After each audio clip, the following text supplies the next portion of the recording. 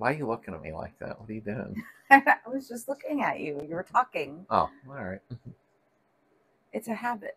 Okay. When people talk, you look at them. Can I do this? Yeah. Okay. Welcome back to the community. Come on, don't do that. Shut up.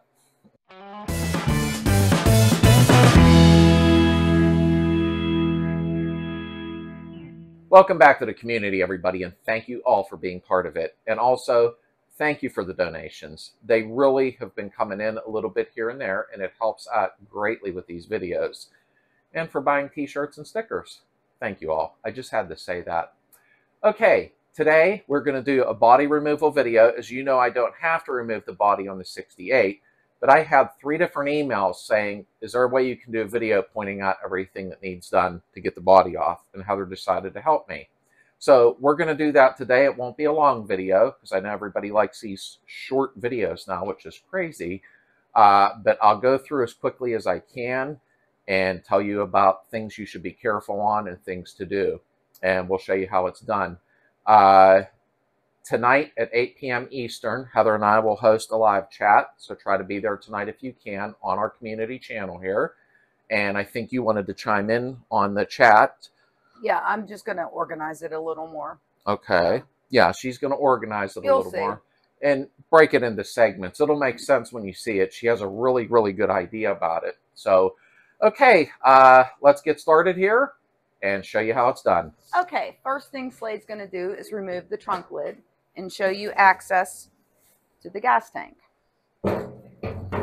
Okay, first you want to remove all these hoses here. As you can see, ours are already disconnected, but you want to remove them carefully so that you don't break them. This will enable you to remove the gas tank.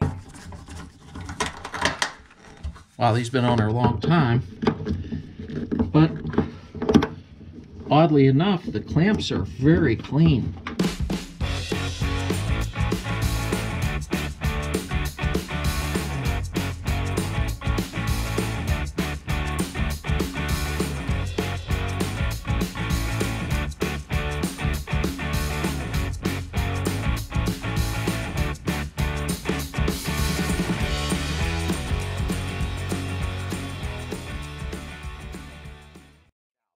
Remove the gas tank, of course your fuel sender is going to be here with a wire running to it. So you're going to remove the wire off of the fuel sending unit. Time to pull fuel sender off.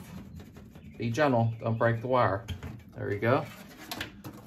And we'll take a look at it as soon as we get the tank out to see what it looks like inside. Okay, now you can go underneath the car and you'll see the hose going to the gas tank. Make sure to crimp it off so you don't have gas all over the place. All right? Okay, so you have 4 bolts with hold downs. 1, 2, 3, 4. Removing those will enable you to lift the gas tank to remove it. Okay, so you have 1 here, 1 here, 1 here, and 1 here. Let's take our bolts out.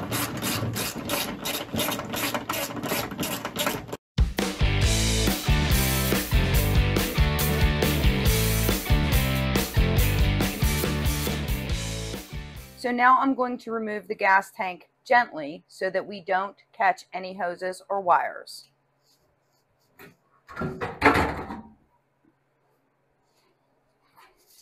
All right, thank you, Heather. Next, we have the gas tank out of the way. And what you're going to do is I'm going to have Heather point out the lines going down to the master because you definitely want them disconnected and out of the way before you can lift the body. Okay, this is where your reservoir will be. That connect to the hoses down here. You want to crimp those off so that you don't get brake fluid everywhere. Okay, now like I said, the parts are not physically here, but here's what your steering column and rag joint look like. All right, now your steering column is going to come down and hook onto your steering box. You're going to remove the bolts out of the rag joint like you see here. Here's your wire. Oops, turn the whole steering column.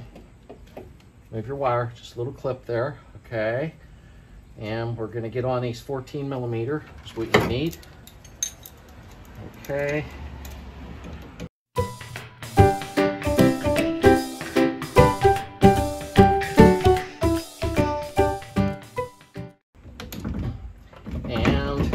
is disconnected from the steering box, okay?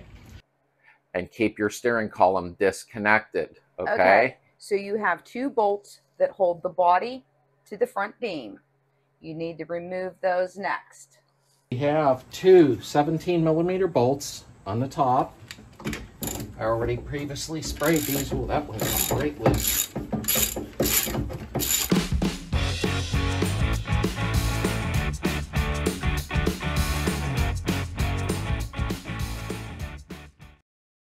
Here you have the speedometer cable. You're going to want to remove that to remove the body. Here's the other end. It goes through the backing plate to the spindle. Next, we're going to go under the car, and I'm going to show you a couple things that are very important. So come on underneath with me. We're underneath the front of the car. Here is the front beam, and here is the frame head. Okay, I'm just giving you a reference point of where we're at underneath. Okay, this here, you'll have 2 bolts on each side, and they go up through the firewall where like your Napoleon's hat is. Okay, these bolts here, do not, I repeat, please, please do not put a speed gun on or an impact gun, because you'll break the heads right off. I guarantee you will. All right. What you are going to do is wire brush around them really good. You're going to hit them with some lubricant like PB Blast or Coil, whatever you prefer. Let it soak just for a little. Obviously, the lubricant's not going to get clear up inside, and there's no way of getting to the back of the bolts. I have a way, but I'm not going to tell you because then it'll cause you to do some welding work. So, break them loose with a 1/2-inch ratchet or breaker bar, but break it gently. These are prone to breaking, so I'm just trying to give you a helping hand here. When you break them loose, break loose about 1/4 of a turn, then go back slightly. Don't force anything. Then you're going to break it loose a little further, a 1/2 turn, and then you're going to go back a 1/4 turn. Go another 1/2 turn, go back a 1/4 turn. So I hope that makes sense. And when you get it to where you have it about a turn out, slow down. Spray some lubricant up inside of there again, okay? And take your time. Don't get frustrated and try to spin it out quick. You will bust these off. Okay, one thing I do want to mention is do not have your doors open when lifting the body. If you do have your doors open and your heater channels are rotted out, the body will bend. What I'm trying to say is if the heater channel is rotted, which is the structure of the car, it will end up bending your roof. Okay, you have 4 bolts, 2 on each side. You're going to remove those next. And also, there's usually a bolt, 1 on each side. Oftentimes they're missing. You want to remove those if you have them. Also, don't forget while you're in the car, remove the positive battery cable from the starter. As you can see, we're at the rear of the car. There is a bolt that holds the body down to the frame. We are on the other side of the rear of the car, and there's another one over here that you need to remove. Now, as you know, some of the parts are not on this car. I'm doing this for reference, and I think it'll help a lot of people. Next, you have your heater hoses, if you have heater boxes, okay? And the accordion style heater hoses, as you see here, will be underneath the car. Take them off, okay? Disconnect them because they're hooked to the body, and then they're also hooked to the engine. So you're going to remove them accordion hoses, is what I call them, ductwork. Get them off of there completely, okay? This piece of ductwork disconnected, so let's see if this will be nice to us. So far, not very good.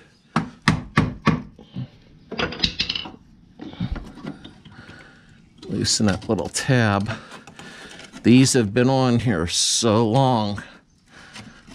Everything's gonna fight, obviously, but it's okay. Here it comes. All right. Hope I'm not in your way. There. The ductwork is off of the heater box now.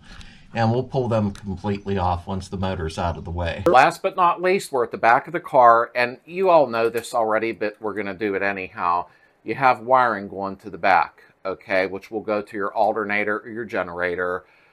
to your choke, to your coil, anything coming from this body to the engine, make sure you disconnect it at the harness here, because once the body comes up, you don't want to go ripping these wires apart. So you're going to disconnect it back here. Double check your wiring in it. What to do if you're not familiar with these wires or used to doing them, and there's not that many, get some masking tape, put it around each wire before disconnecting it, and write on them, like, you know, positive side of the coil, negative side of the coil. If your coil says 1 in 15, the German ones, okay, make sure you label them correctly, like 1 is negative, 15 is positive. That's just a little tip for you along the way. You'll have your oil pressure sending unit on the side of the motor. So label all your wires, make life easy for you if you're not familiar with these cars. There's not much wiring on them. Now, the main thing is safety. Remember that. Before you go to lift this body up, have some people with you. I have seen people do it themselves, and I don't believe it's a good idea. It's just an opinion. Always have a friend with you. Actually, the more friends, the better, in all honesty. And what you can do is use an engine hoist at the front and engine hoist in the back, and you can lift the body that way. There's numerous ways. I'm not going to tell you how to support the body. That's up to you, which way you want to lift it up. But what you can do, and I'm going to show you something right now. What some folks do is they get sawhorses, but strong ones, obviously. And you can take a 2x6 and run it through here.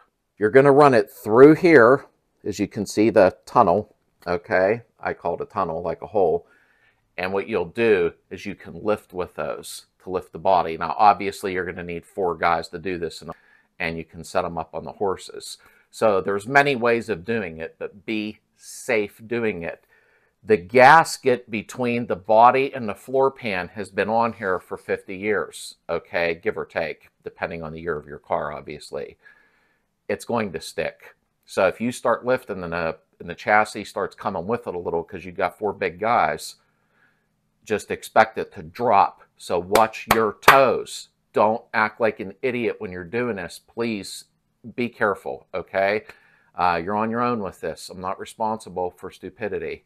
So, and I'm not being smart. So make sure you're safe when you're lifting it, and you can use a hoist if need be. Okay, let's talk with Heather about some upcoming stuff, and then we'll close out. That was your body removal tutorial, and I hope you enjoyed it. Like I said, I received 3 different messages on that, and actually, a little while back, somebody else asked me, can you take the body off the 68 so I can see how to do it? But I really don't want to remove the body on this. We don't need to. Everything is nice and solid. So I hope it helps some folks. I'm sorry a lot of the parts weren't on, but I did slide some pictures in to show you the parts, if that made any sense from my previous films. Okay, so if you have any questions, leave them down in the comments. The biggest thing is safety. You know, be safe, wear steel-toed boots. It's always nice to have 3 or 4 friends when you're doing this. No matter how strong you think you are, the car's heavy, no matter what. You're probably talking 700-800 pounds of body weight, you know what I mean? So we will be on chat tonight at 8 p.m. I'm looking forward to it. I am too. It'll be Eastern time tonight, and I think it'll be fun. I enjoy you folks stopping in there and chatting about stuff. I have a great time, and everybody has always kept it very respectful, which is a huge bonus. Don't get yourself blocked.